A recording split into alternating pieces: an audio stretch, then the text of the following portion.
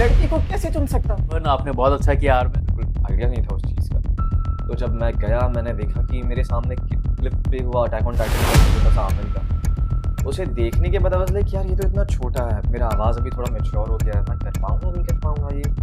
Hello मेरे प्यारे दोस्तों, एक बार फिर से आप सबका स्वागत है मेरे शो में जिसका नाम है mic check with Mohit Sinha. तो गाइस, हमारे आज के गेस्ट हैं थोड़े से डरपोक, हर बात पे कर जाते हैं वो चोक। मुझे नहीं पता उन्हें खाने में पसंद है इटालियन या चाउमीन, पर उनका नाम है आर्मिन। तो आर्मिन, आपको यहाँ आने में तो डर नहीं लगा ना? डर तो बहुत लगा, पर आपसे मिलने का मन भी था इसीलिए आ गया। अरे डरने की कोई बात नहीं भाई, अपना ही घर समझो mic check with Mohit Sinha को। जरूर। तो आर्मिन, एक बात बताओ, अगर अटैक ऑन टाइटन में मतलब टाइटन्स की जगह इंडियन आंटीज होती और वो तुमसे हमेशा पूछती रहती कि बेटा शादी कब कर रहे हो, ये तो लेटेस्ट न्यूज़ है। तो उन्हें क्या जवाब देते? अगर बात टाइटन्स की भी होती तो मैं उनसे लड़ सकता था, लेकिन इंडियन आंटीज के सवालों से बचना मुश्किल है। स्मोक बॉम्ब लगाकर भाग जाता वहां से। अच्छा, आंटियों को ही उड़ा देते? तो आर्मिन यार, ये बताओ कि मतलब तुम इतने डरते क्यों? कोई खास वजह है या तुमने फिर कोई हॉरर मूवी देख ली थी? मैं डरता नहीं हूँ, पर हॉरर मूवीज मैं क्या कहूँ, पापा ने हॉरर मूवीज देखने से मना किया है। उन्हें लगता है कि मैं पगला हो जाऊंगा, इसलिए। ओह, मतलब कहीं तुम्हारे पापा अकेले अकेले खुद हॉरर मूवीज देखते हैं? कौन सी मूवी देखते हैं वो तो नहीं बता सकता। वो मत बताओ प्लीज। तू समझा? हाँ। नहीं, तू समझा नहीं।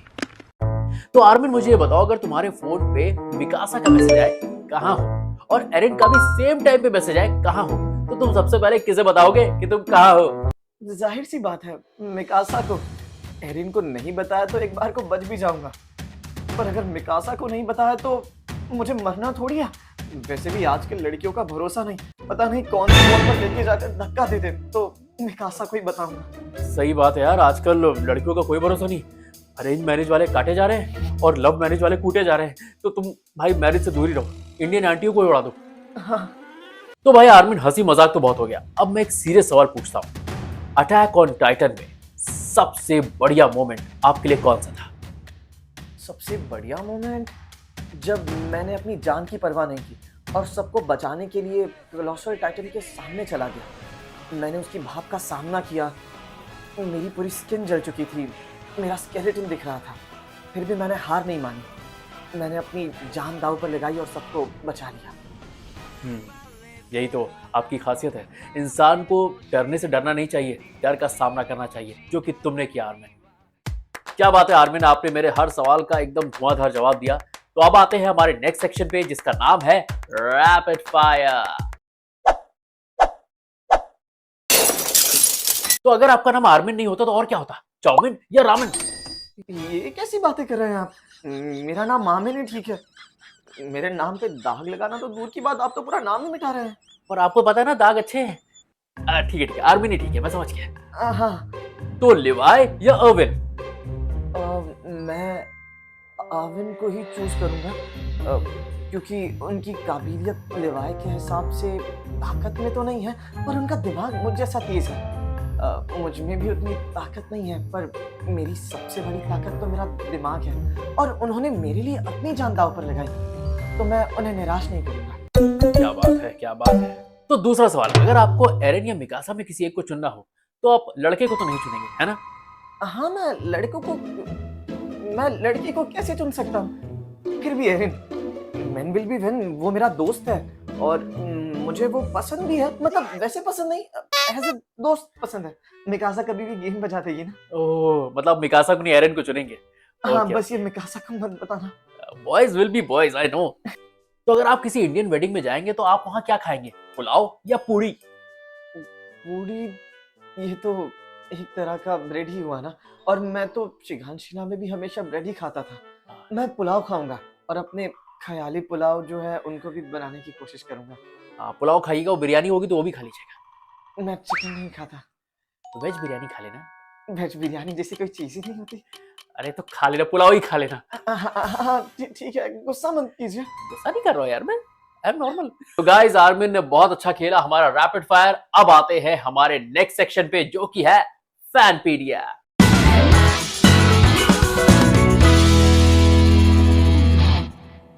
तो गाइस उम्मीद है आपको आर्मिन का पॉडकास्ट अच्छा लगा होगा।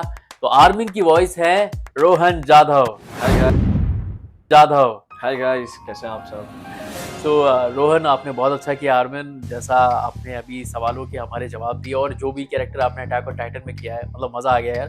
पूरे इंडस्ट्री में उस कैरेक्टर के बारे में बात हो रही है, फैंस उस कैरेक्टर को पसंद कर रहे हैं। सो मतलब एग्जैक्टली वो कैरेक्टर कैसे मिला था और उसके लिए क्या प्रिपरेशन की थी यार? आमिन के लिए मुझे बस पता था कि ऑडिशन के लिए जाना है। तो किस चीज़ का ऑडिशन है क्या है मुझे बिल्कुल आइडिया नहीं था उस चीज़ का। तो जब मैं गया मैंने देखा कि मेरे सामने क्लिप पे हुआ अटैक ऑन टाइटन का एक छोटा सा आमिन का। उसे देखने के बाद चला कि यार ये तो इतना छोटा है, मेरा आवाज़ अभी थोड़ा मैच्योर हो गया है, मैं कर पाऊँगा नहीं कर पाऊँगा, ये 8-9 साल का बच्चा है सामने छोटा सा। तो मैंने सोचा कि ट्राई कर लेता हूँ और तब मैं बहुत डरा हुआ था और वो कैरेक्टर भी बहुत डरा हुआ था। पूरी सीरीज में उसको बुली कर रहे थे लोग। तो पहला सीन मैंने किया तो मैंने कहा कि यार वॉइस तो चलो मैं कर पा रहा हूँ मैच मॉड्यूलेट करके, नहीं अरे हमें ऐसा नहीं करना चाहिए। जब कुछ भी करके जो माइक के सामने बेस जितना काट पा रहा हूँ, जितना अच्छे से हो पा रहा है। और परफॉर्मेंस के मामले में मुझे लगा कि यार पर्सनालिटी थोड़ी मैच हो गई, बिकॉज उस टाइम पे मैं भी डरा हुआ था, कैरेक्टर भी डरा हुआ है, तो वो तालमेल बैठ गया। पसंद आया सबको वो कैरेक्टर। उसके बाद जब मैंने स्टार्ट किया उस कैरेक्टर को डब करना, तो मैं इसको अभी तक का मेरा one of the favourite anime character मानता हूँ, बिकॉज इसका कैरेक्टर आर्क मैंने देखा डेवलप होते हुए। वो कैसे 8-9 साल का बच्चा प्रॉपर एक मैन में कन्वर्ट हो रहा है इतना सब कुछ झेलने के बाद। उसमें काफी सारे सीजन्स हैं, तो इंसान की एक जर्नी दिखती है अटैक ऑन टाइटन में, और बहुत अच्छे किया है दोस्त। तो फैंस ने भाई कुछ सवाल पूछे आपसे। तो पहला सवाल ये है कि अपार्ट फ्रॉम एनीमे अगर आप और कोई कैरेक्टर ऐसा सोचते हैं कि आपको आगे करने को मिले, तो वो कौन सा कैरेक्टर हो सकता है जिसको अब तुमने ऐसे मैनिफेस्ट किया हो?